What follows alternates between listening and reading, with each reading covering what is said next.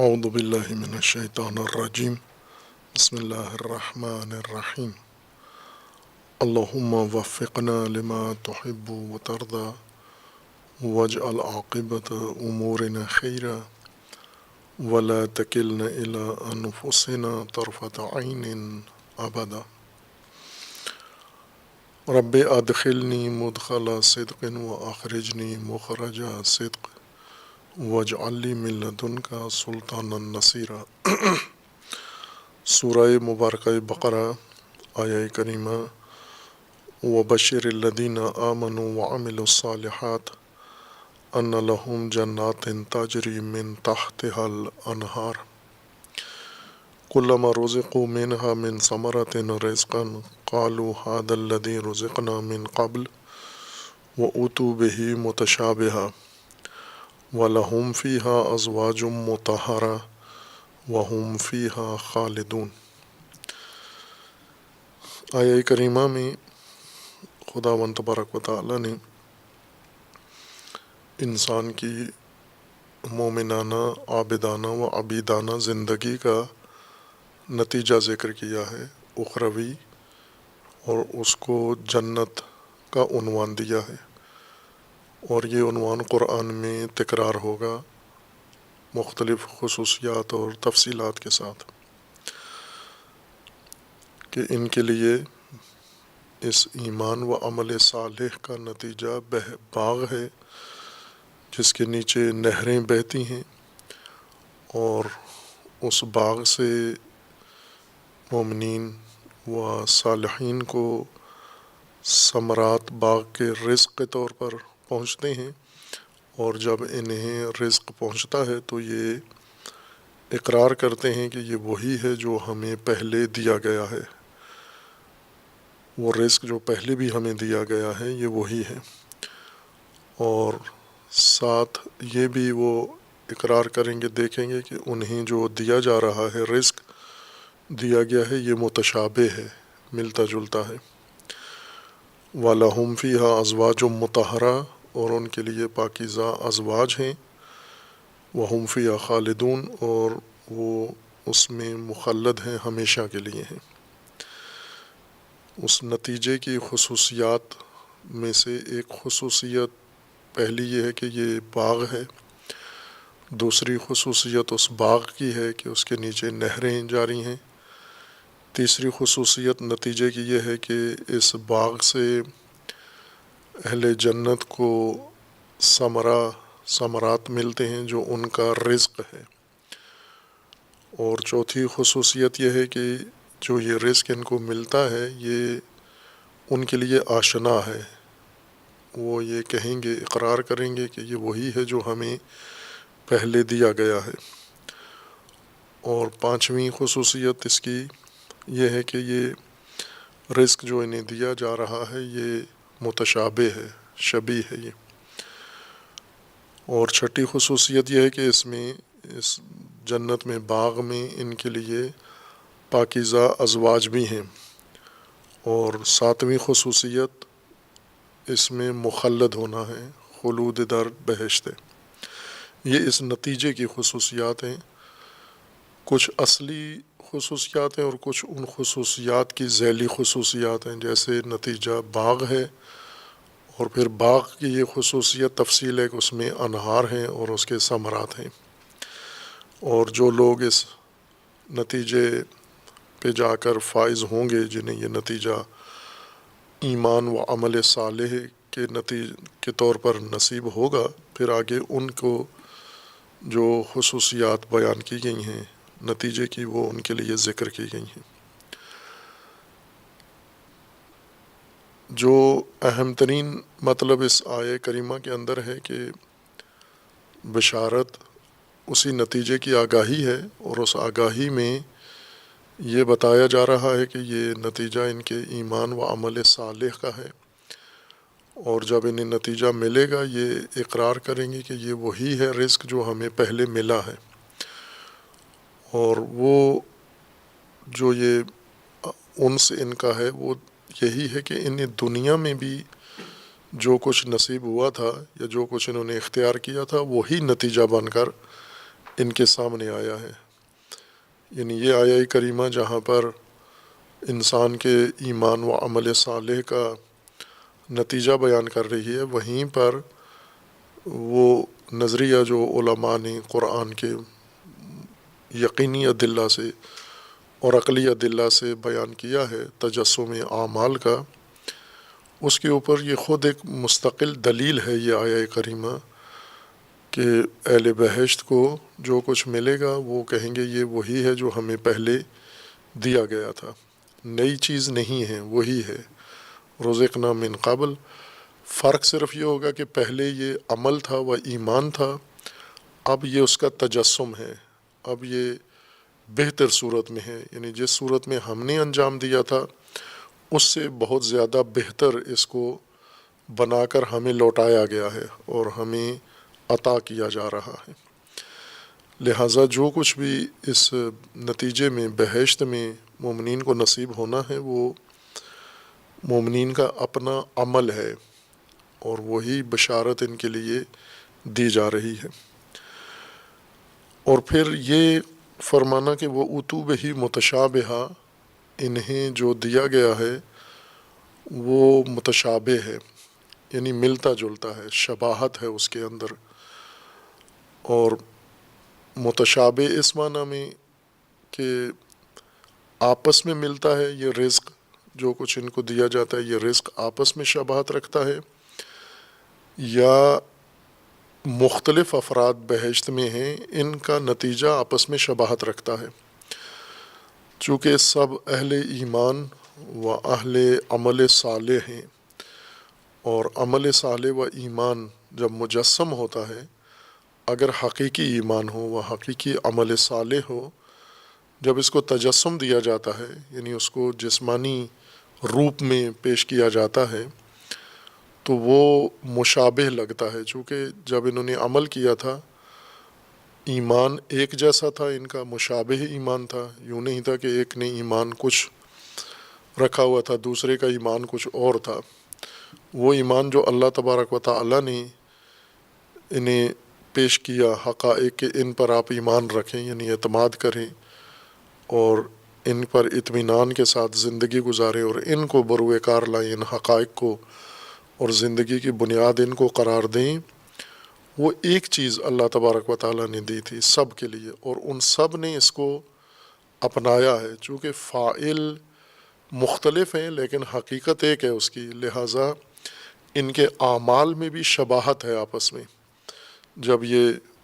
بہشت میں نہیں تھے، دنیا میں تھے اور ایمان رکھتے تھے تو یہ ایمان ایک جیسا تھا. ان کا درجات ضرور تھے اس کے، لیکن جو اللہ تبارک و تعالیٰ نے ایمان کی کیفیت ان کے لیے ذکر کی تھی وہ مساوی تھی یا مشابہ چیز تھی وہ. اور اسی طرح اعمال صالحہ جو اللہ تبارک و تعالیٰ نے ان کے لیے اعمال کا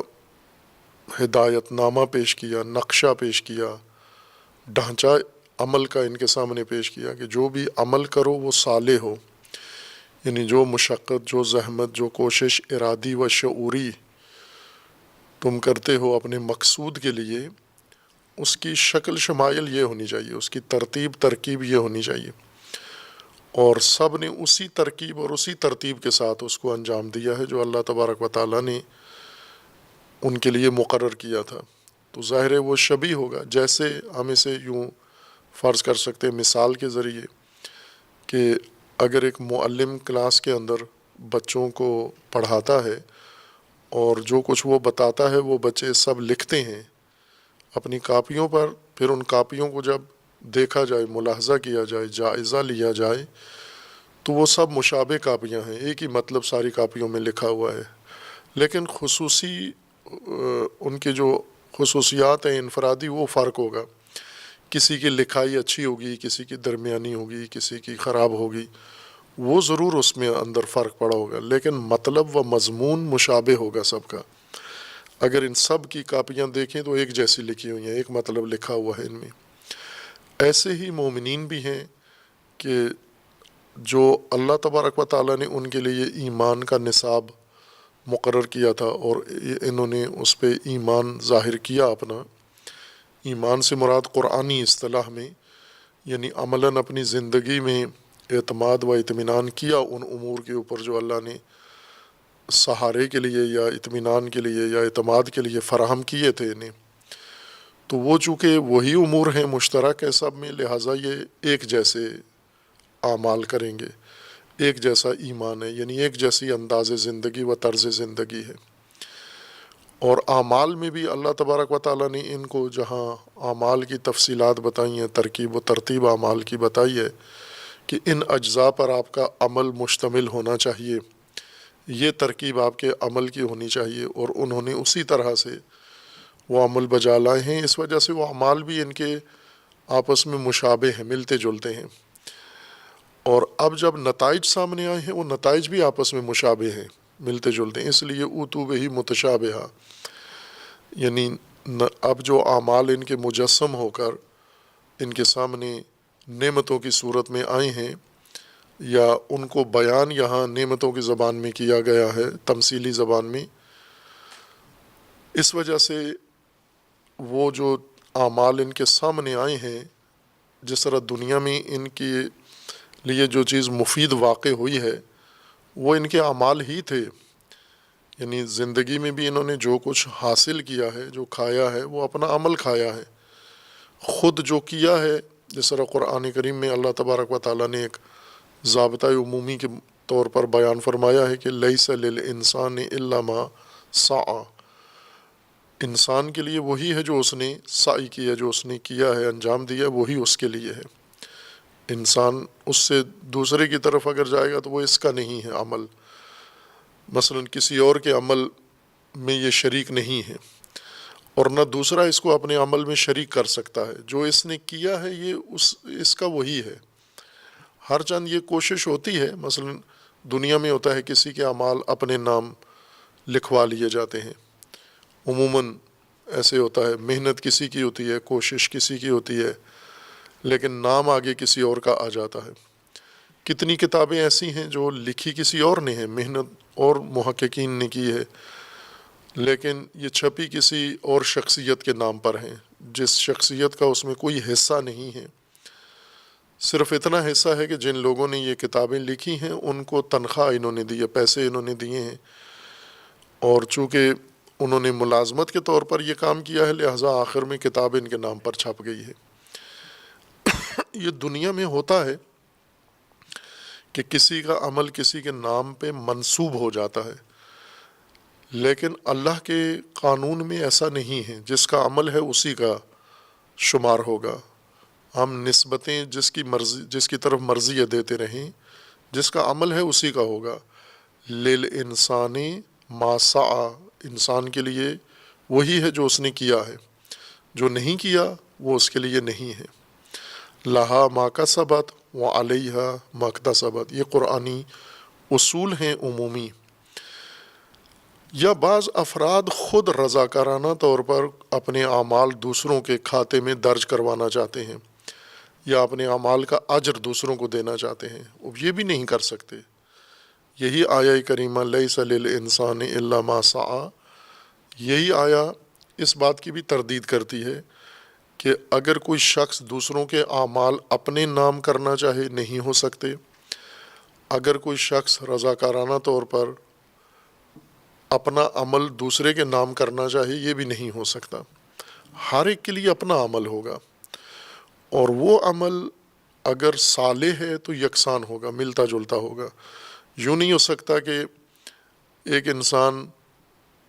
عمل ایک کام کر رہا ہے، اس کی ضد دوسرا آدمی کچھ کر رہا ہے اور دونوں عمل صالح ہوں۔ جس طرح بعض افراد اس طرح سے سوچتے ہیں کہ متضاد اعمال بھی سارے اعمال صالحہ ہو سکتے ہیں، نہ، اعمال صالحہ حتماً متشابہ ہوں گے، یعنی ایک دوسرے کی طرح ہوں گے، شبیہ ہوں گے، مانند ہوں گے ایک دوسرے کے، متضاد و متخالف نہیں ہو سکتے، متناقض نہیں ہو سکتے کہ ایک انسان ایک کام کرتا ہے دوسرا اس کی ضد کا عمل انجام دیتا ہے اور ہم دونوں کو کہیں یہ دونوں اعمال صالحہ ہیں۔ یہ اس طرح کی سوچ ہے بعض لوگوں کی، بعض تعلیمات یا تبلیغات کے نتیجے میں یا بعض فرقوں کے اندر یہ سوچ بنی ہے کہ جو کچھ کر رہا ہے وہ بے شک متضاد ہو، لیکن اللہ کے ہاں یہ اعمال صالحہ ہی ان کے شمار ہوں گے، اعمال صالحہ متشابہ ہوں گے۔ پس ایمان و عمل صالح، یہ آیہ کریمہ اس بات کی گواہ ہے، مومنین کا، اہل بہشت کا یہ کہنا کہ ھذا الذی رزقنا من قبل، ھذا اشارہ ہے، ایک معین اشارہ ہے، یہی جو ان کے سامنے ہے، جو ان کے سامنے پیش کیا گیا ہے یا جو ان کے سامنے آیا ہے، اس وقت متجلی ہوا ہے،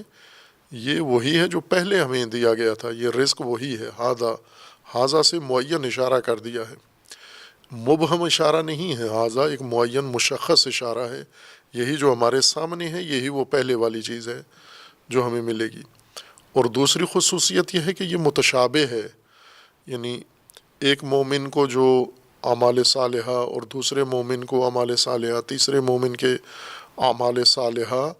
وہ متشابہ ہیں، اتو بہی متشابہہ، یہ لوگ سارے جتنے بھی مجموعہ ہے بہشتی،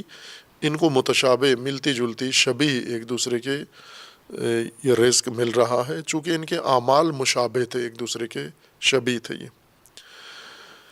خوب یہیں پر یہ آیہ کریمہ اور اس طرح کی جتنی آیات ہیں، جیسے پہلے اشارہ کیا تھا کہ قرآن کریم نے جو ہدایت پیش کی ہے ہمیں، اس ہدایت میں ایک زبان استعمال ہوئی ہے اور نتیجے میں ایک دوسری زبان، ایک دوسرا اسلوب قرآن نے اختیار کیا ہے۔ یا دوسرے لفظوں میں، انسان جب تک اس نشأت اولیٰ میں ہے، دنیا میں ہے، تو انسان کے لیے محسوسات جو بیان کیے گئے ہیں، جو کچھ انسان کے لیے فہم جن کا آسان ہے، بغیر کسی واسطے کے انسان ان حقائق کو سمجھ سکتا ہے، ان حقائق کو قرآن نے ایک انداز سے اور ایک اسلوب اور ایک زبان سے بیان کیا ہے۔ کچھ حقائق ہدایت کے اس طرح سے ہیں کہ جو اس محسوسات کی دنیا سے تعلق نہیں رکھتے، یہ حقائق غیر محسوسہ ہیں، معنویات ہیں، یا علماء کی اصطلاح کے مطابق یہ مجردات ہیں، یا قرآن کی اصطلاح کے مطابق یہ اخروی ہیں یا ملکوتی ہیں، یعنی جسمانیت نہیں ہے ان کے اندر، مادیت نہیں ہے ان کے اندر، اور محسوس شکل میں ان کیفیات محسوسہ کے ساتھ نہیں ہیں۔ چونکہ آخرت ہے اور محسوسات اس دنیا کا حصہ ہیں، اس دنیا میں نہ ہے محسوسات ہیں اور نہ مادیات ہیں، لیکن وہ حقائق انسان کو یہاں بتانا لازم ہے، اس کے لیے قرآن نے اسلوب نیا اختیار کیا ہے یا علیحدہ اختیار کیا ہے۔ مثلا ایک چیز جو انسان کو سمجھانی ہے، جیسے دن رات سمجھانا ہے انسان کو، تو دن رات محسوسات میں سے ہیں۔ اسی طرح نزول بارش ہے، مثلا باران نازل ہوتی ہے، یہ انسان کو سمجھانا ہے، خوب یہ محسوسات میں سے ہے۔ یہاں پر انسان جو زبان، جو احساس رکھتا ہے، وہی الفاظ اور وہی حقائق انسان کے سامنے بیان کیے گئے ہیں۔ اخروی حقائق انسان کے لیے محسوس نہیں ہیں، اور قرآن نے وہ حقائق انسان کو ضرور دکھانے اور سمجھانے ہیں۔ اس کے لیے قرآن نے زبان پیش کی ہے تمثیل کی، مثالوں کے ذریعے، چونکہ اصل حقیقت جو سمجھانی ہے وہ انسان کے لیے قابل فہم نہیں ہے۔ وجہ یہ ہے کہ انسان نشأت اولیٰ میں ہے اور حقائق نشأت اخری آخرہ سے ہیں، لیکن سمجھنا ضروری ہے اس نشأت اولیٰ میں، لہٰذا زبان نشأت اولیٰ کی ہے، حقیقت نشأت آخرہ کی ہے۔ اور اسی طرح اگر اسلوب استعمال کیا جائے کہ زبان ایک مرحلے کی ہو اور حقیقت دوسرے مرحلے کی ہو،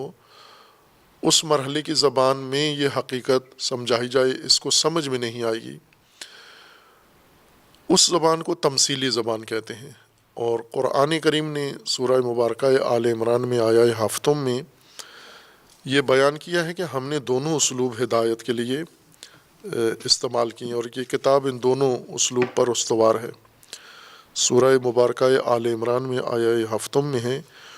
هو الذی انزل علیک الکتاب منہ آیات محکمات ہن ام الکتاب وأخر متشابہات فأما الذین فی قلوبہم زیغ فیتبعون ما تشابہ منہ ابتغاء الفتنة وابتغاء تاویلہ وما يعلم تاویلہ الا اللہ والراسخون فی العلم یقولون آمنا بہ کل من عند ربنا وما یذکر الا اولو الالباب۔ خوب یہ آیہ کریمہ واضح طور پر قرآن کی آیات کو دو حصوں میں تقسیم کر کے پیش کر رہی ہے کہ ہم نے جو کتاب آپ پر نازل کی ہے اس کی آیات دو طرح کی ہیں، محکمات اور متشابہات۔ اب پھر آگے تفصیل ہے کہ جو محکمات ہیں یہ ام الکتاب ہیں، جو متشابہات ہیں اس سے وہ لوگ غلط فائدہ اٹھاتے ہیں، فتنہ برپا کرتے ہیں جن کے دلوں میں زیغ ہے، وہ ایک علیحدہ مضمون ہے۔ یعنی اصل مقصد اس آیا کے اندر ایک مقصد یہ تھا بیان کرنا کہ قرآن کی آیات دو طرح کی ہیں۔ دوسرا مطلب یہ ہے کہ ان دو طرح کی آیات میں یہ خصوصیت ہے کہ ایک تو ام الکتاب ہیں، دوسری متشابہات ہیں۔ متشابہات سے گمراہ لوگ غلط فائدہ اٹھا سکتے ہیں، یہ ممکن ہے متشابہات سے فائدہ اٹھا لیں، یہ دوسرا مطلب ہے۔ ہمیں اس وقت پہلے مطلب سے سروکار ہے کہ قرآن کی آیات قرآن کی اپنی صراحت کے مطابق دو طرح کی ہیں، محکمات و متشابہات۔ عموماً جو معنی کیا گیا ہے، رائج معنی، شیعہ سنی سب مسالک کے اندر یہ بات ایک طرح سے مسلمات میں گویا قرار دی گئی ہے کہ محکمات سے مراد وہ آیات ہیں جن کے معانی واضح ہیں، اور متشابہات سے وہ آیات مراد ہیں جن کے معانی واضح نہیں ہیں، کسی کو معلوم نہیں ہے کہ ان میں کیا معنی مراد ہے۔ یا دوسرے لفظوں میں یوں کہیں کہ محکمات وہ آیات ہیں جو انسان سمجھ سکتا ہے، متشابہات وہ آیات ہیں جو انسان کے لیے قابل فہم نہیں ہیں۔ یہ تفسیر اس طرح کی گئی ہے۔ ظاہر خود قرآن نے تو نہیں بتایا معنی محکم کا یہ ہے اور متشابہ کا یہ معنی ہے، یہ قرآن سمجھنے والوں نے، قرآن کے مترجمین نے اور قرآن کے مفسرین نے یہ معنی کیا ہے، اور یہ معنی بھی خود قرآن سے حاصل نہیں کیا بلکہ دیگر علوم میں جا کر یہ معنی یہ تفسیر کی ہے، اور پھر سب نے وہاں پڑھ کے ازبر کر لی ہے کہ قرآن کی محکم آیات یعنی واضح اور قرآن کی متشابہ آیات یعنی غیر واضح، جن کا کچھ معنی پتہ نہیں ہے۔ یہ عموماً یہ تفسیر کی گئی ہے، اور اسی طرح سب کے ذہنوں کے اندر موجود ہے جنہوں نے علوم قرآن پڑھے ہیں۔ عوام الناس کا اشارہ کیا تھا کہ انہیں شاید یہ اصطلاحات سنی بھی نہ ہوں کہ قرآن کے اندر اس طرح کی دو سلسلے ہیں اور دو طرح کی آیات ہیں، مگر وہ لوگ جن کے اندر یہ ابحاث علماء نے یا مبلغین نے یا اہل منبر نے چھیڑی ہیں یہ باتیں، ممکن ہے انہیں یہ پتہ ہو، یا جن کا اپنا مطالعہ ہے، شخصی مطالعہ ذوق ہے اپنا، انہیں یہ پتہ ہو۔ بالعموم عوام ان اصطلاحات سے واقف نہیں ہیں، بلکہ قرآنیات سے اکثر واقف نہیں ہیں۔ اصطلاحات قرآن عوام کے لیے، عوام مسلمان عوام کے لیے نامانوس ہیں۔ اس کی دلیل یہ ہے کہ اگر آپ اپنی گفتگو میں یا کتابوں میں قرآن کی اصطلاح استعمال کریں تو ان کے لیے بالکل اجنبی ہوتی ہے، انہیں پتہ ہی نہیں ہوتا یہ معنی کیا ہے، اس کا مراد کیا ہے۔ یہ خود دلیل ہے اس بات پر کہ قرآن سے عوام دور ہیں اور دوری کو محسوس نہیں کرتے، اس فاصلے کو احساس نہیں ہے انہیں، قرآن کے بغیر مطمئن ہیں کہ ہم مومن بھی ہیں اور صالحین بھی ہیں اور ہم جو اللہ کے پسندیدہ بندے ہیں وہ بھی ہیں قرآن کے بغیر۔ لیکن جو اہل علم ہیں طلاب و علماء، ان کے ذہنوں میں یہی معنی ہے محکمات و متشابہات کا، کہ وہ آیات جو سمجھ میں آتی ہیں اور وہ آیات جو سمجھ میں نہیں آتی، یعنی کسی کی سمجھ میں نہیں آتی لیکن قرآن میں ہیں یہ۔ خوب یہ قرآن کے باقی اصولوں کے خلاف ہے یہ ترجمہ، یہ تفسیر، اور یہ خود ایک نقص اور عیب ہے قرآن کے لیے، نعوذ باللہ، جبکہ قرآن نفی کرتا ہے کہ قرآن کے جو اپنی توصیف ہے اپنے بارے میں، یہ اس کے خلاف ہے، تضاد ہے یہ. چونکہ قرآن اپنے آپ کو بیان کہہ رہا ہے، تبیان کہہ رہا ہے، مبین کہہ رہا ہے، واضح کہہ رہا ہے، تو اس کے بعد قرآن مبین میں غیر واضح باتیں، تو مبین کس طرح سے ہوا؟ مثلا یہ کتاب مبین ہے، یہ کتاب تبیان ہے، یہ کتاب بیان ہے، پھر آ کے بیچ میں کہیں کہ یہ غیر واضح ہے، اس کا مطلب کسی کو پتہ ہی نہیں ہے. خوب اس طرح کی اور بھی ملتی جلتی تفاسیر متشابہ و محکم کی گئی ہیں. بعض علماء نے اپنی تفاسیر میں 20 کے قریب محکم و متشابہ کی تفاسیر ذکر کی ہیں، لیکن وہ 20 کی 20 ایک بات پر متفق ہیں نہایتاً کہ متشابہ سے مراد جن آیات کا معنی واضح نہیں ہے. لیکن دوسری طرف سے اگر ہم خود قرآن سے ہی پوچھیں کہ متشابہات کیا ہیں، جس طرح آیہ ماہ لباس میں رزق متشابہ قرآن نے ذکر کیا ہے، تو رزق متشابہ کا یہاں معنی تو ہم یہ نہیں کریں گے وہ رزق جو سمجھ نہیں آ رہا، وہ رزق جو متشابہ نہیں ہے وہ سمجھ میں آ رہا ہے، اور وہ رزق جو سمجھ نہیں آ رہا وہ رزق متشابہ ہے. اور قرآن کریم نے اس کے علاوہ بھی تشابہ قرآن میں ذکر کیا ہے. یہاں بہشتی رزق کا ذکر ہے، دنیا میں بھی جو رزق اللہ تبارک و تعالیٰ نے دیا اس کو بھی کہا ہے کہ یہ متشابہ ہے.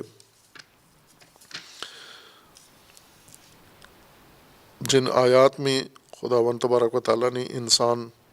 کو نعمتیں گنوائی ہیں، ہم نے یہ چیزیں آپ کے لیے زمین میں پیدا کی ہیں جو جن سے آپ مستفید ہو رہے ہو، اور بہشت میں اسی کی طرح کی نعمتیں آپ کے لیے ہیں. سورہ مبارکہ انعام میں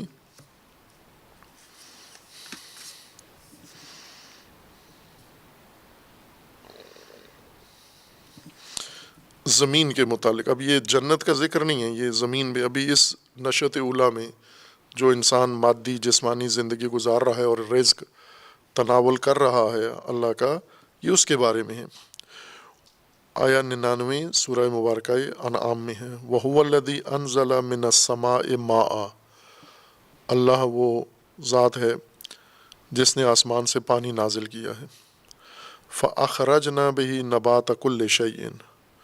پھر اس پانی سے ہر چیز کو اگایا ہے. فَأَخْرَجْنَا مِنْهُ خَضِرًا نُخْرِجُ مِنْهُ حَبًّا مُتَرَاكِبًا، پھر اس نبات سے جو پودے اگائے ہیں فصلیں، ان میں سے سبزہ اگایا ہے اور ان میں سے غلے اگائے ہیں. ایسا اللہ نے نبات اگایا جس میں سے حبوبات و غلے اگے ہیں. متراکباً، جو متراکب ہیں ایک دوسرے کے اوپر چڑھے ہوئے ہیں، جس طرح سٹے ہیں، گندم کا سٹا ہے یا مکئی کا سٹا ہے، یا جو بھی زمین سے فصل اگتی ہے تو وہ سٹے کی صورت میں ہوتی ہے، یعنی دانے کے اوپر دانہ چڑھا ہوا ہوتا ہے، دانے کے اوپر دانہ رکھا ہوا ہوتا ہے ایک خوبصورت ترتیب کے ساتھ. مثلا چاول کا سٹا ہے جب لگتا ہے، یا اسی طرح جوار ہے، باجرہ ہے، جو بھی انسان کے کھانے کے لیے حبوبات ہیں، غلات اگتے ہیں، وہ اسی طرح متراکباً ہیں. ایک دانہ نہیں لگتا، ایک پودے کے اوپر ایک سٹا نہیں ہوتا، ایک پودے کے اوپر کئی سٹے ہوتے ہیں اور ہر سٹے کے اوپر کئی دانے چڑھے ہوئے ہوتے ہیں متراکباً. وَمِنَ النَّخْلِ مِن طَلْعِهَا قِنْوَانٌ دَانِيَةٌ، اور اسی طرح ہم نے کھجور اور کھجوروں کے گچھے، اور وہ گچھے جو جھکے ہوئے ہیں آپ کے قریب آئے ہوئے ہیں، وَجَنَّاتٍ مِّنْ أَعْنَابٍ، اور اسی طرح ہم نے باغات اس پانی سے اگائے ہیں انگوروں کے، وَالزَّيْتُونَ وَالرُّمَّانَ، زیتون کے اور رمان کے، اناروں کے باغ اگائے ہیں. متشابہن وغیر متشابہن، یہ جو ہم نے آپ کے لیے انگور ہیں یہ کچھ متشابہ ہیں، کچھ غیر متشابہ ہیں، کچھ بالکل ایک جیسے ہیں. اس باغ میں اس باغ میں، چونکہ پوری زمین پر اللہ نے پانی نازل کیا ہے اور ساری زمین کے اوپر یہ باغات اگے ہیں. ہر چند جن لوگوں کو یہ کہا جا رہا ہے وہ مشرق وسطیٰ میں ہیں، ایک صحرا میں ہیں، لیکن یہ باغات تو پوری زمین کے اوپر ہیں اور ملتے جلتے ہیں. کچھ ملتے جلتے ہیں، کچھ نہیں ملتے جلتے. مثلا انگور جس کو آج کی زبان میں کہتے ہیں نا، مختلف انگور کی قسمیں ہیں یا مختلف ورائٹیاں ہیں. خوب کچھ انگور ایسے ہیں جو ملتے جلتے ہیں، ایک جیسے ہیں، اس درخت پر بھی، اس بیل پر بھی، انگور کی بیل پر، اس انگور کی بیل پر بھی ایک جیسا انگور ہے۔ لیکن کچھ دوسری بیلیں ہیں، ایک کے اوپر مثلاً سفید انگور ہے یا سبز انگور ہے، دوسرے کے اوپر کالا انگور ہے، تیسرے کے اوپر کسی اور اسی طرح ان کے جو اندازہ ہے، ایک چھوٹا انگور ہے، ایک بڑا انگور ہے، اور اسی طرح دیگر جو جن کا ذکر نہیں کیا گیا، جیسے سیب ہیں یا جیسے دیگر اگنے والے پھل ہیں، زمین سے نکلتے ہیں، یہ اسی طرح کے ہیں، ملتے جلتے ہیں اور الگ الگ ہیں، متشابہ ہیں یعنی شبیہ ایک دوسرے کے، اور غیر متشابہ یعنی ملتے جلتے نہیں ہیں، بالکل الگ ہیں۔ مثلاً ایک ہی فصل کے اندر اگے ہوئے ہم جا کے دیکھیں، جیسے آج کل جن پھلوں کا موسم ہے وہی جا کے ہم منڈی میں دیکھیں یا کھیتوں میں، تو نام ایک ہی ہے، یہ سب ہیں انگور ہیں لیکن الگ الگ ہیں، ہر انگور الگ قسم شمار ہوتا ہے اور دوسرے سے کوئی شباہت نہیں رکھتا، لیکن ہے انگور سارا۔ اب یہاں پر تو ہم یہ معنی نہیں کر سکتے کہ اللہ تبارک و تعالیٰ نے سورہ انعام میں یہ فرمایا ہے، آیا پوری پڑھ لیں ہم، انظروا الی ثمرہ اذا اثمر وینعہ ان فی ذلکم لآیات لقوم یؤمنون۔ ان باغوں میں، ان پھلوں میں، ان سبزوں میں جو اللہ تبارک و تعالیٰ نے اگائے ہیں، اللہ کی نشانیاں ہیں اس قوم کے لیے جو ایمان لائی ہے، مومن قوم کے لیے اس میں نشانیاں ہیں۔ خوب یہاں متشابہ پھل، رمان متشابہ وغیر متشابہ، کیا یہ معنی کریں گے کہ وہ پھل جو سمجھ میں آتے ہیں اور وہ پھل جو سمجھ میں نہیں آتے؟ متشابہ جو سمجھ سے بالا ہیں، اور غیر متشابہ یعنی جو سمجھ میں آتے ہیں کہ یہ انگور ہیں، یہ انار ہیں، یہ سیب ہیں، یہ مثلا زیتون ہیں، سمجھ میں آنے والے پھل اور نہ سمجھ میں آنے والے پھل۔ یہ تو کسی مترجم نے یہاں یہ معنی نہیں کیا، سمجھ میں آنے والے اور نہ سمجھ میں آنے والے۔ یہاں متشابہ کو مشتبہ کے معنی میں نہیں کیا کہ الجھا ہوا پھل ہے، یعنی پھل تو دیکھا لیکن یہ پتہ ہی نہیں چل رہا یہ انگور ہے، سمجھ میں نہیں آ رہا یہ انگور ہے، یہ مثلا انار ہے، یہ کھجور ہے۔ ایسا تو کوئی بھی پھل نہیں اللہ تعالیٰ نے پیدا کیا کہ جو سمجھ میں نہ آئے کہ یہ ہے کیا، یہ مثلا تربوز ہے، یہ انگور ہے۔ ایسا تو اللہ تعالیٰ نے الجھا ہوا اور اس طرح کا پھل تو پیدا نہیں کیا۔ جیسے انسانوں میں کچھ لوگ پیدا ہوتے ہیں جنہیں خنثی کہا جاتا ہے، اب باقی زبانوں میں لفظ ان کے لیے استعمال ہوتا ہے، وہ زیادہ اس طرح سے ادبی لفظ نہیں ہوتے، جیسے اردو میں انہیں خسرا کہا جاتا ہے یا انہیں اور ہجڑا کہا جاتا ہے، یہ معیوب لفظ ہیں، یعنی طعن اور تہمت والے لفظ ہیں۔ لیکن جو قرآن، جو دین نے نصوص دینیہ میں ہے، وہ خنثی لفظ ہے ان کے لیے، یعنی نہ مرد ہیں نہ عورت ہیں، یہ خلقت میں پیدائش میں ان کے اس طرح کی پیدائش ہو جاتی ہے کہ نہ مرد ہیں نہ عورت ہیں۔ یہ جانوروں میں نہیں سنا کہ مثلاً بھینس کا بچہ پیدا ہوا، نہ کٹا ہے نہ کٹی ہے، یا دونوں والی خصوصیات اس میں ہوں، یا گائے نے ایسا بچہ جنا ہے جو نہ بچھڑا ہو نہ بچھڑی ہو، یا بکری نے ایسا بچہ جنا ہے جو نہ بکرا ہو نہ بکری ہو، بھیڑ نے، وہ مشخص ہوتے ہیں۔ لیکن انسانوں کے ہاں بسا اوقات ایسی پیدائش ہو جاتی ہے جن کے اندر زنانہ مردانہ دونوں خصوصیات آ جاتی ہیں، یا دونوں نہیں ہوتی، مفقود ہوتی ہیں، جنہیں خنثی کہا جاتا ہے۔ اس طرح کی ترکیب پودوں میں نہیں ہے، پھلوں میں نہیں ہے۔ جو ہم متشابہ کا معنی کرتے ہیں وہ اس طرح سے کرتے ہیں جس طرح یہ انسان جنہیں خنثی کہا جاتا ہے، نہ پتہ چلتا ہے عورت ہے نہ مرد ہے، اس کو کوئی عورتوں میں شمار کرتا ہے، کوئی مردوں میں اس کو شمار کرتا ہے۔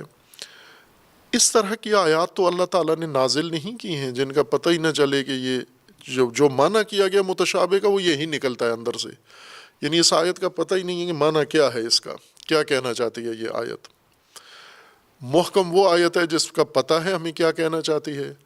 متشابہ وہ آیت ہے جس کا پتہ ہی نہیں ہے یہ کیا کہنا چاہتی ہے۔ تو یہ جو زیتون و رمان و عناب متشابہن وغیرہ متشابہن ہیں، کیا یہاں بھی یہی معنی کریں گے کہ وہ انگور جو سمجھ میں آتے ہیں یہ انگور ہیں، وہ جو سمجھ میں نہیں آتے کہ یہ تربوز ہیں یا انگور ہیں؟ ایسا پھل تو نہیں پیدا ہوا زمین میں۔ البتہ ابھی انسان مداخلت کر رہا ہے بہت سارے پودوں کے اندر، تو اس کے نتیجے میں ممکن ہے ایسی چیزیں پیدا ہوں جو تشخیص نہ دی جا سکیں کہ یہ کیا ہے آخر میں۔ دو جنسیں ملا کے انسان نے اس طرح کا عمل شروع کیا ہے، لیکن جو طبیعی ہیں، جو طبیعی پودے ہیں، جو پانی اور نبات اللہ نے اگایا ہے پانی کے ذریعے، اس میں یہ مشکل نہیں ہے۔ یعنی تشابہ کا معنی الجھا ہوا ہونا، ناقابل فہم ہونا نہیں ہے، نہ لغت میں یہ معنی ہے اس کا، اور نہ قرآن کریم میں یہ اصطلاح مراد ہے کہ الجھا ہوا ناقابل فہم چیز کو ہم تشابہ کہیں۔ تشابہ شباہت سے ہے، مماثلت سے، ایک دوسرے کی طرح ہونا، ملا ہوا ہونا، یعنی ایک چیز جیسے ہے دوسری خصوصیات میں اسی طرح ہے۔ بعض ائمہ لغت نے ساتھ ذکر کر دیا کہ یہ جو شباہت ہے یہ کیفیت میں ضروری ہے، یعنی جوہر میں وہ الگ ہوں لیکن کیفیت میں ایک جیسے ہوں، جیسے ذائقہ ایک جیسا ہو، رنگ ایک جیسا ہو، بناوٹ ایک جیسی ہو، اندازہ ایک جیسا ہو، تو اس کو شبیہ کہتے ہیں۔ جیسے مثلا ہم خود جو چیزیں صنعت بناتے ہیں، میزیں بنائی ہیں ایک جیسی میزیں، کرسیاں بنائی ہیں ایک جیسی کرسیاں، صوفے ملتے جلتے صوفے ایک جیسے، ایک آدمی کے گھر میں جاتے ہیں تو وہاں دیکھتے ہیں صوفے، کہتے ہیں یہ بالکل وہی ہے جو دوسرے کے گھر میں پڑا ہوا ہے۔ صنعت میں بھی ایسا ہی ہے، ملتی جلتی چیزیں انسان بناتا ہے اور منفرد بھی بناتا ہے، یعنی مختلف بھی بناتا ہے، متشابہ بھی اور مختلف بھی بناتا ہے۔ ایسی چیزیں جو دوسروں سے نہیں ملتی، بالکل ایک انفرادیت ہوتی ہے۔ اسی طرح انسان لباس پہنتا ہے، متشابہ لباس، جیسا اس نے پہنا ہوا ہے ایسا اس نے بھی پہنا ہوا ہے۔ کپڑا ہے ملتا جلتا ہے، یہ کپڑا ہے ویسا دوسرا کپڑا ہے۔ درخت ہیں، پودے ہیں، طبیعی چیزیں، صنعتی چیزیں، اور انسان کے ہاتھ کی بنی ہوئی چیزیں، برتن ہیں، کھانے ہیں، خوب یہ سب ان صفات سے متصف ہیں یا آپس میں ملتے جلتے ہیں، یعنی جو خصوصیات ہیں، کیفیات ہیں، ان کے صفات ایک جیسی ہیں یا نہیں، الگ الگ ہیں۔ ایک جگہ مثلا آپ نے کھانا کھایا تو یاد آ گیا کہ یہ تو وہی ذائقہ ہے جو ہم نے فلاں شہر میں کھایا تھا، فلاں ہوٹل میں کھایا تھا، فلاں کے گھر میں کھایا تھا، یہ تو بالکل وہی چیز ہے جو یہاں کھانے کو مل رہی ہے۔ تو یہ تو روزمرہ زندگی میں انسان کی معمول کا ایک حصہ ہے، متشابہات وغیر متشابہات، یعنی ملتی جلتی چیزیں اور مختلف چیزیں اور متفرق چیزیں جن کی آپس میں شباہت نہیں ہے۔ اس کے علاوہ بھی قرآن کریم میں اور آیات میں بھی اس کا ذکر ہے کہ متشابہ وغیر متشابہ۔ یہ صرف ایک، چونکہ بحث ہماری اسی سورہ آل عمران میں انشاءاللہ تفصیل سے ہوگی محکم و متشابہ کے بارے میں، یہاں یہ مقصود ہے کہ سورہ آل عمران میں بھی اگر اللہ تبارک و تعالیٰ نے فرمایا ہے کہ آیات دو طرح کی ہیں، محکم و متشابہ، تو اس سے مراد یہ نہیں ہے کہ ہماری آیات کچھ قابل فہم ہیں کچھ ناقابل فہم، یہ غلط تفسیر ہے، یہ بالکل قرآن کے الٹ تفسیر ہے۔ قرآن جو تبیین ہے، قرآن تبیان ہے، وہ بیان ہے، وہ مبین ہے، اس کو پھر دو حصوں میں تقسیم کرنا، قابل فہم و ناقابل فہم۔ یہ محکم بھی قابل فہم ہے اور متشابہ بھی قابل فہم ہے، اور ان دونوں کا یہ معنی نہیں ہے کہ ایک قابل فہم ہے اور ایک ناقابل فہم ہے۔ اب اقوال اس میں فراوان ہیں، اور ہم ویسے بھی کوشش یہ ہے کہ ہم اقوال میں تفسیر کو نہ الجھائیں، قرآن فہمی کو اقوال کے ذریعے سے الجھا نہ دیں، نہ اپنے ذہنوں کو اور نہ سننے والے کے ذہنوں کو۔ کوشش یہ ہے کہ ہم وہ جو درست لگتا ہے بظاہر ہمیں کہ یہ مطلب قرآن کا بنتا ہے، اور قرآنی شواہد اور قرآنی ادلہ سے جو بات واضح ہے کہ یہ اصل معنی ہے، درست معنی ہے، صرف وہی بیان کیا جائے۔ ورنہ عموماً طریقہ کار یہ ہوتا ہے درسوں میں، اسی لیے قرآن ہمارے پلے نہیں پڑتا کہ لغت سے لے کے نتیجے تک ہر بات میں 10 قول، 20 قول، 30 قول، پھر ان قول کے اوپر قول، اور اس میں بات ہی الجھ جاتی ہے، سب موضوع ہی گم ہو جاتا ہے کہ شروع کیا ہوتا ہے، قرآن کہنا کیا چاہتا ہے وہ قرآن ایک طرف رکھ دیتے ہیں، اقوال کو سامنے لا کر ان کی کھال اتارنا شروع کر دیتے ہیں، اور ان اقوال میں قرآن گم ہو جاتا ہے۔ اس لیے ہم نے یہ روش نہیں اختیار کی کہ ایسے بحث کریں ہم اقوال کی پیچیدگیاں، متضاد اقوال اور فلاں اقوال، متروکہ اقوال، نامناسب اقوال، کہ ان کے اندر قرآن کو ہی کھو بیٹھے ہم۔ ہم صرف قرآن پر ہی متمرکز رہیں اور قرآن سے باہر وہ بات نہ کریں جو قرآن سے نہیں میل نہیں کھاتی یا جوڑ نہیں ہے جس کا۔ متشابہ و محکم کی جو تفسیر قرآن کے دلائل سے واضح ہوتی ہے وہ یہ ہے، وہی جس کو ہم تمثیلی زبان کہتے ہیں اسی کو ہی قرآن نے تشابہ کہا ہے۔ یعنی قرآن کی آیات دو طرح کی ہیں، ایک وہ آیات ہیں جن کے اندر قرآن کریم نے تشبیہات کے ذریعے سے مطالب بیان کیے ہیں، یہ تشبیہات وہی ہیں جنہیں قرآن نے تمثیلات کہا ہے، مثل کہا ہے، اور یہ تو خود قرآن کا اپنا فرمانا ہے اللہ تبارک و تعالیٰ کا کہ ہم حق بیان کرنے میں اور ہم ہدایت بیان کرنے میں مثال دیتے ہیں اور دیں گے، اور مثال دینے میں ہمیں کوئی جھجک نہیں ہے۔ آیہ کریمہ جو ہم پڑھ رہے ہیں اس کے بعد والی آیہ یہی ہے، سورہ بقرہ میں آیہ 25 جس میں ہم بحث کر رہے ہیں، اس کے بعد والی آیہ وہ یہی آیہ ہے کہ ہمیں مثال کے ذریعے مطلب سمجھانے میں کوئی جھجک نہیں ہے۔ ان اللہ لا یستحیی ان یضرب مثلا ما بعودۃ وما فوقها، اللہ کو کوئی جھجک، کوئی شرماہٹ، کوئی رکاوٹ نہیں ہے کہ مثال کے ذریعے سے لوگوں کو حقیقت سمجھائی جائے۔ اس میں کیا جھجک ہے مثال کے ذریعے؟ اور مثال بھی کیسی ہو، وہ مثال مچھر کی ہو، مکھی کی ہو، اس میں بھی کوئی قباحت نہیں ہے۔ اصل مقصد یہ ہے کہ مثال کے ذریعے مطلب آسان سمجھ میں آتا ہے ان لوگوں کو جو صرف محسوسات کی حد تک فہم رکھتے ہیں، جن کی عقل ابھی اتنی پختہ نہیں ہے، جو مجردات کو درک نہیں کر سکتے، جو حقائق غیر جسمانیہ معانی کو درک نہیں کر سکتے۔ ہدایت تو ان کو بھی دینی ہے، تو ان کے لیے بہترین اسلوب مثال و تمثیلات ہیں۔ اس کو باقی آیات قرآن میں تمثیل کہا ہے، مثل و مثال کہا ہے۔ سورہ آل عمران میں اس کو تشبیہ کہا ہے کہ ہم نے دو طرح کے زبان اختیار کی ہے، ایک محکم اور ایک متشابہ، یعنی ایک وہ اسلوب ہے ہمارا جس میں ہم نے ایک ہی مطلب اور اصلی معنی اور اصلی لفظ کے ذریعے بیان کر دیا ہے، یہ محکم ہے۔ ایک وہ ہے جو ہم نے تشبیہ کے ساتھ بیان کیا ہے، یعنی وہ مطلب جو تشبیہات کے ساتھ بیان کیا ہے، تمثیلات و تشبیہات کے ذریعے بیان کیا ہے۔ متشابہات ناقابل فہم کو نہیں کہتے، ملتے جلتی، یعنی تشبیہات سے مراد یہ ہے کہ لفظ کسی اور کا استعمال کیا ہے، معنی کوئی اور مد نظر رکھا ہے، یعنی تشبیہ دی ہے۔ جو معنی ہم سمجھانا چاہتے تھے اس معنی کو سمجھانے کے لیے اس معنی کے شبیہ، اس معنی کی مثل کے لیے مخصوص لفظ استعمال کیا ہے کہ یہ لفظ پہلے آپ کو لے جائے گا شبیہ کے پاس، پھر وہ شبیہ آپ کو لے جائے گا اصل کے پاس، حقیقت کے پاس۔ جس طرح عام ہر زبان میں، معمولات میں، عرف عام میں سب لوگ یہ کام کرتے ہیں کہ ہم بہت ساری باتیں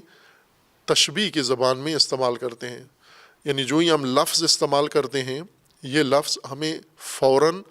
اصل معنی کی طرف نہیں لے کے جاتا، یہ لفظ ہمیں فوراً شبیہ کے پاس لے جاتا ہے، پھر وہ شبیہ ہمیں اصل کی طرف لے کر جاتی ہے کہ لفظ میرا استعمال ہوا ہے لیکن مراد یہ معنی ہے آپ کا۔ اور یہ عرف عام میں یہ محاورہ ہے، اور محاورے کی زبانیں رائج زبان ہے، یعنی اسی کے تحت تمام انسان کوئی بھی زبان بولتے ہوں وہ یہ کام کرتے ہیں۔ تشبیہ کے ساتھ تشبیہاتی زبان یا تمثیلاتی زبان، یہ زبان کا ایک بڑا حصہ یہ ہے کہ ان طریقوں سے ہم تشبیہ کے ساتھ ہم اپنا مفہوم سمجھاتے ہیں، اور کوئی بھی یہ اعتراض نہیں کرتا کہ آپ نے تشبیہاتی زبان استعمال کی ہے اور ہمیں سمجھ میں نہیں آتی، نہ، اتفاقاً دوسری سے زیادہ سمجھ میں آتی ہے تشبیہاتی زبان۔ صرف فرق یہ ہوتا ہے تشبیہ میں، مثال میں اور تشبیہ میں فرق یہ ہوتا ہے کہ ہم مثال جب دیتے ہیں تو بیچ میں ایک تیسری چیز کو، یعنی اصل مراد سے ہٹ کر ایک چیز کو بیچ میں ذریعہ بناتے ہیں اصل مراد تک پہنچنے کے لیے۔ اور اگر کسی کے ذہن میں یہ الجھن البتہ پیدا ہو کہ جو تشبیہ دی جا رہی ہے اس کو تشبیہ نہ سمجھے، وہ یہ سمجھے کہ شاید یہی اصل مراد یہی ہے، اور کم لوگ ہوتے ہیں ایسے کودن لوگ، ایسے غبی لوگ بہت کم ہوتے ہیں جو تشبیہات نہ سمجھ سکیں. ہوتے ہیں، نفی نہیں کر سکتے ہم، لیکن یہ قاعدے کے لوگ نہیں ہوتے، عموماً ایسے نہیں ہوتے، عام لوگ ایسے نہیں ہوتے، اکثریت ایسے نہیں ہوتی. بہت خال خال ایسے افراد پیدا ہوتے ہیں جن کے اندر اتنی غباوت ہو، اتنی کودنی ہو ان کے اندر، اتنے ذہن ان کا ناقابل معرفت ہو، معرفت سے دور ہو کہ وہ تشبیہات بھی نہ سمجھ سکیں. نفی نہیں کر سکتے کہ نہیں ہے ایسے، لیکن ظاہر ہے کہ وہ تو عمومیت کو تشکیل نہیں دیتے، اکثریت وہ نہیں ہے کہ انہیں ہم بنیاد بنائیں کہ ان کو تو سمجھ میں نہیں آتی، انہیں محکمات بھی سمجھ میں نہیں آتی. تشبیہات آسان ہے سمجھنا تصریحات سے. تصریح یعنی آپ ایک معنی بتانا چاہتے ہیں، اس لفظ کا جو اپنا اصل معنی ہے وہی آپ استعمال کر کے سمجھانا چاہتے ہیں. ایک اسلوب یہ ہے کہ آپ جو معنی سمجھانا چاہتے ہیں اس کا لفظ استعمال نہ کریں،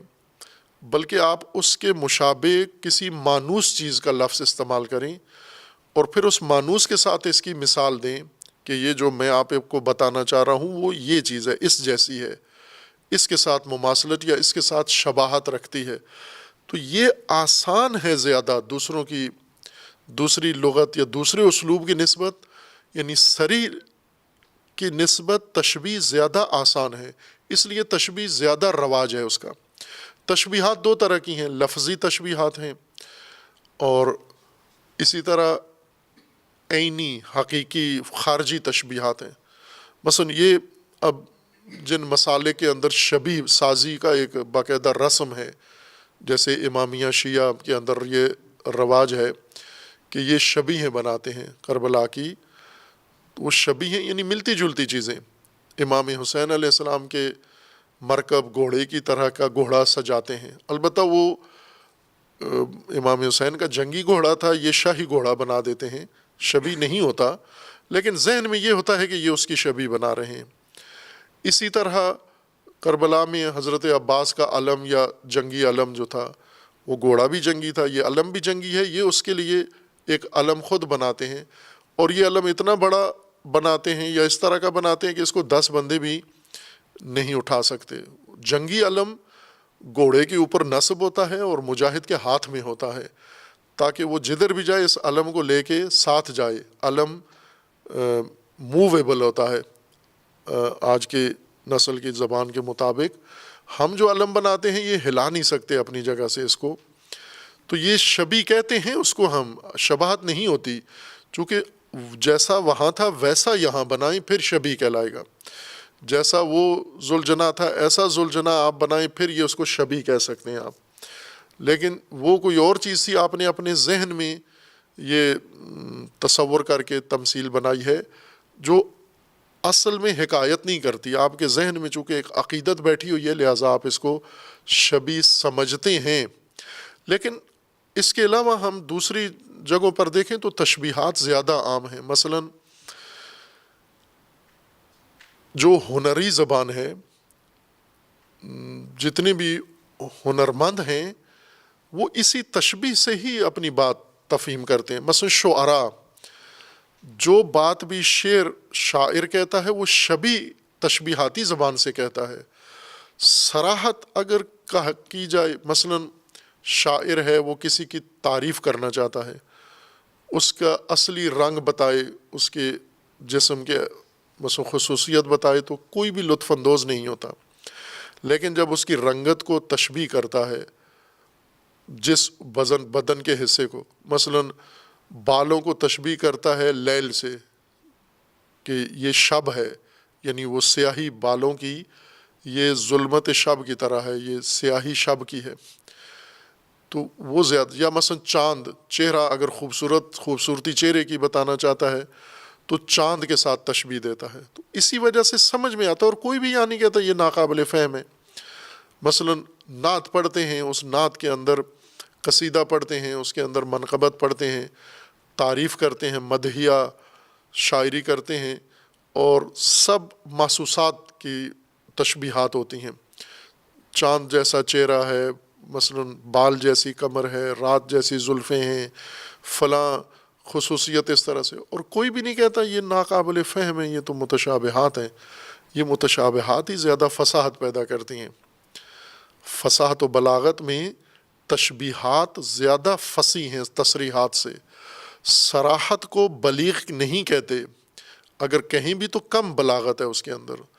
فصاحت میں، فص میں زیادہ دخل تشبیہات کا ہے اور مجاز گوئی کا ہے۔ اب قرآن کریم نے بھی خود صراحت کی ہے کہ ہم مثالیں دیں گے، مثالوں کے ذریعے سے بات کریں گے، اور متشابہات ہیں ہماری آیات، یعنی تشبیہاتی زبان کے ذریعے سے حقائق بیان کرتے ہیں۔ وہ کون سی آیات ہیں جن میں تشبیہاتی زبان ہے؟ وہ یہی ہے جنت، کہ ان لہم جنات تجری من تحتها الانہار، یہی جو آخرت، نتیجہ آخرت بتا رہے ہیں، یہ تشبیہاتی زبان ہے ہماری۔ یہ آیہ متشابہہ ہے اور سمجھ میں آتی ہے، چونکہ ہم آخرت کی اس کیفیت کو، نتیجہ اعمال کو کہہ رہے ہیں، وہ باغ ہوگا، اس کے نیچے نہریں جاری ہوں گی اور اس میں پھل اگیں گے، وہ پھل رزق بنیں گے۔ یہ رزق جب ان کے سامنے جائے گا، یہ کہیں گے یہ تو وہی ہے جو ہم نے پہلے رزق کھایا ہوا تھا، تناول کیا ہوا ہے۔ بس وہ بہشتی ان ساری چیزوں کو دیکھ کر مردد نہیں ہوں گے، تردید میں نہیں پڑ جائیں گے کہ یہ کیا ہمیں دے رہے ہو، بلکہ یہ بہشتی جو ہی دیکھیں گے فی الفور کہہ دیں گے، اور یوں نہیں کہ پہلی دفعہ پہلا کھانا جب ان کے سامنے آئے گا تو کہیں گے یہ وہی ہے۔ جب بھی ان کو پیش کیا جائے گا یہ کہیں گے آد الذی رزقنا من قبل، یہ پہلے، یہ وہی ہے جو ہم نے پہلے رزق تناول کیا ہوا ہے، چونکہ ان کا اپنا عمل ہے، ان کا اپنا ایمان ہے، ان کی اپنی کارکردگی ہے جو ان کے سامنے آ رہی ہے، اور ان کو فوراً یاد آتی جائے گی کہ یہ تو وہی ہے جو ہم نے خود انجام دیا ہے۔ وَأُوتُوا بِهِ مُتَشَابِهًا، اور جو رزق ان کو دیا جا رہا ہے یہ متشابہ رزق ہے، یعنی ملتا جلتا ہے۔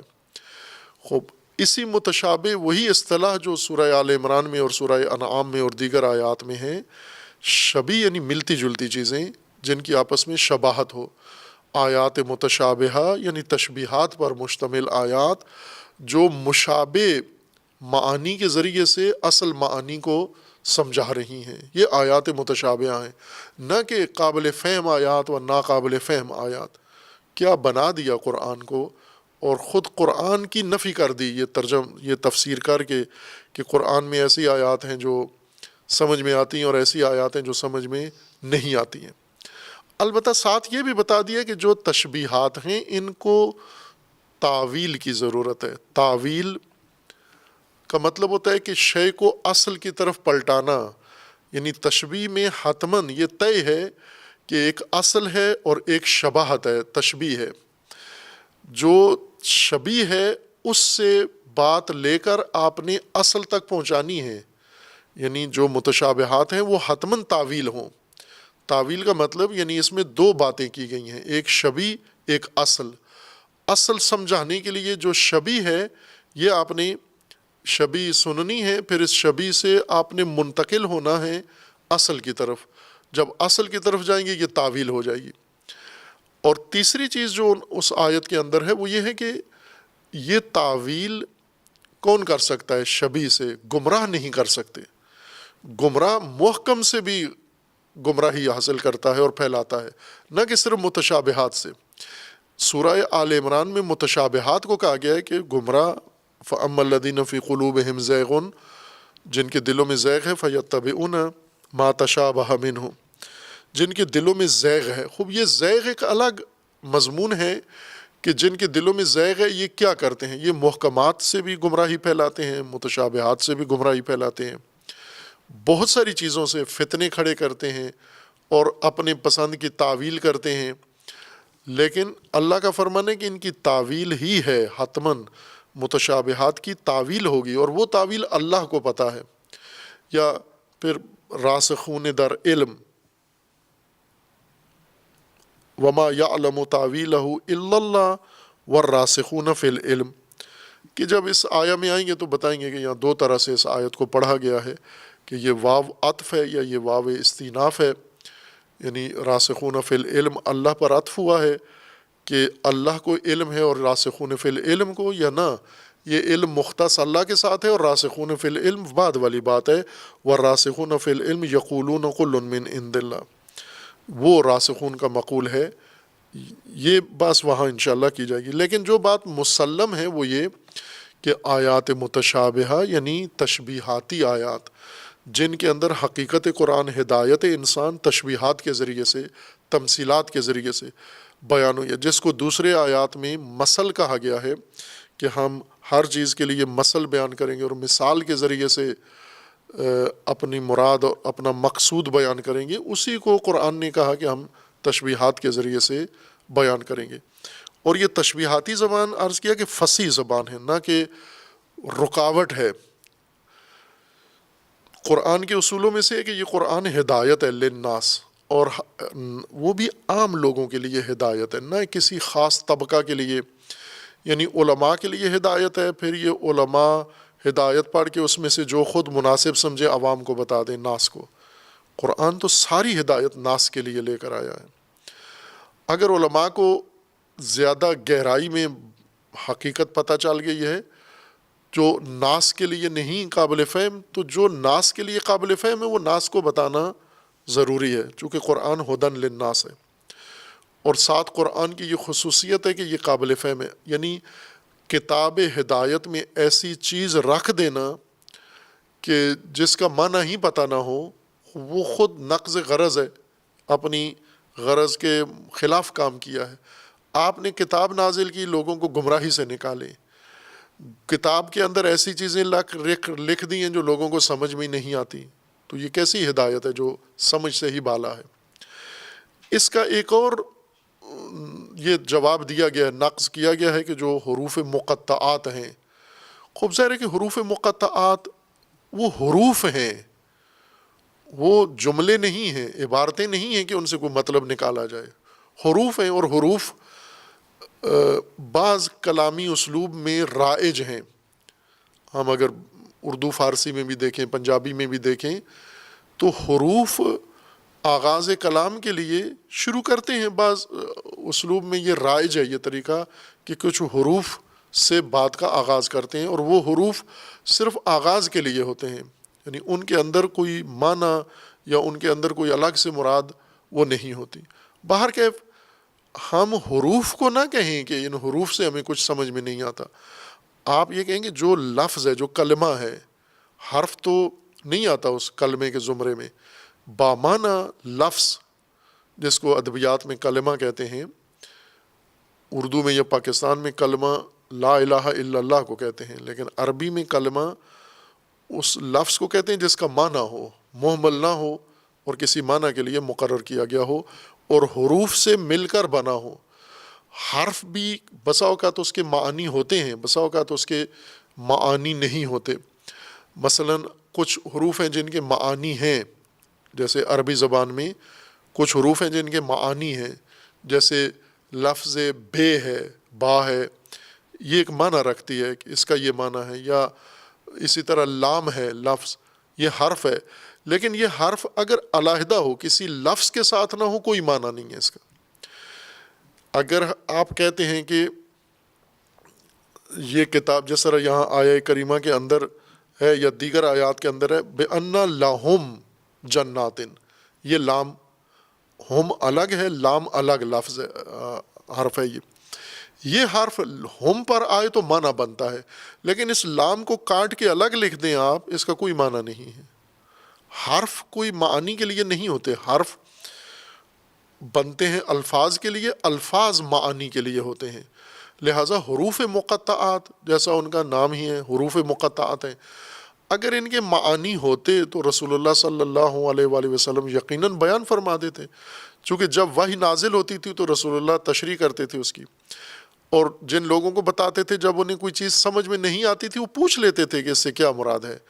حروف مقطعات کے بارے میں کسی نے حضور سے سوال نہیں کیا کہ ان کے کیا معنی ہیں۔ اسی طرح اہل البیت علیہ السلام سوال نہیں پوچھا لوگوں نے، چونکہ عرب خود جانتے تھے کہ یہ کسی معنی کے لیے یہ حروف نہیں رکھے گئے، بلکہ یہ ایک اسلوب ہے کلام کا، کوئی خاصیت ہے اس کے اندر جو ادیبوں نے بیان کی ہے کہ یہ حروف کوئی تناسب ہوتا ہے، اس وجہ سے یہ حروف آغاز میں ذکر کیے جاتے ہیں۔ ابھی یہ حروف خود ایک مستقل علم ہو گئے ہیں اور لوگوں کو ورغلانے کے لیے لوگوں کو گمراہ کرنے کے لیے، فتنہ ایجاد کرنے کے لیے یہ حروف دستاویز بن گئے ہیں۔ لیکن جو قرآن کی آیات ہیں، یعنی الفاظ ہیں اور الفاظ کے ذریعے بنے ہوئے جملات ہیں، آیات ہیں، ترکیب ہیں، ان کے اندر جملات قرآن میں کوئی ایسی چیز نہیں ہے جو تشابہ کا معنی کیا گیا، ناقابل فہم، نہ لفظ قرآن کا بصورت مفرد ناقابل فہم ہو، اور نہ ہی ترکیب میں آیا ہوا لفظ ناقابل فہم ہے کہ ہم اس کو کہیں گے یہ متشابہات کا مطلب ناقابل فہم ہے۔ متشابہات کا مطلب یعنی تشبیہات کے ذریعے جو باتیں بتائی گئی ہیں، جیسے جنت تشبیہات کے ذریعے ساری بتائی گئی ہے، اور تشبیہات میں مقصد جو شبیہ ہے وہ نہیں ہے، مقصد جس کے لیے یہ شبیہ ہے وہ بتانا ہے مقصود۔ یعنی اصل مقصود یہ ہے کہ ان کو بہشت میں کچھ چیزیں ملیں گی، کچھ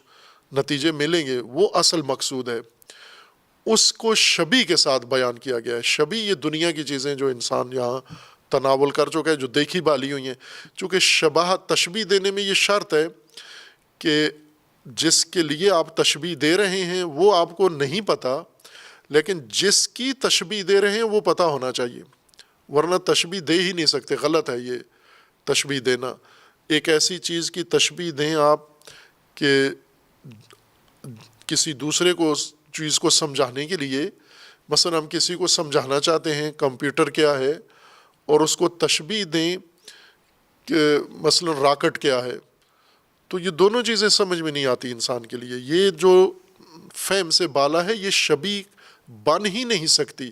شبیہ اس کو بنائیں گے جو لوگوں کے لیے قابل فہم ہے، سمجھے ہوئے ہیں، پہلے سے جانتے ہیں، اس کو جانتے ہیں۔ جس کو نہیں جانتے اس کو اس کے ساتھ تشبیہ دے کے بتایا جائے گا، اور یہاں سے آسانی سے اس کی مدد سے سمجھ جاتے ہیں۔ لہٰذا وہ جو قرآن نے متشابہات کا ہے، اس کی ایک مثال آیہ 25 ہے سورہ آل عمران، سورہ مبارکہ بقرہ کی، کہ یہ تشبیہ ہے، یہی متشابہ آیت ہے، یعنی شبیہ تشبیہات کی زبان سے ایک بات بتائی جا رہی ہے۔ قالوا هذا الذي رزقنا من قبل وأتوا به متشابها ولهم فيها ازواج مطہرہ۔ خوب ظاہر ہے کہ اب یہ مطلب بھی روشن ہو گیا ہے کہ ازواج مطہرہ متشابہات میں سے ہے، یعنی شبیہ کے ذریعے آپ کو ایک حقیقت اخروی، شبیہ دنیاوی کے ذریعے سے سمجھائی جا رہی ہے۔ اب وہ شبیہ کیا ہے مراد اس سے، یہ بعد میں بیان کریں گے۔ صلی اللہ علیہ محمد۔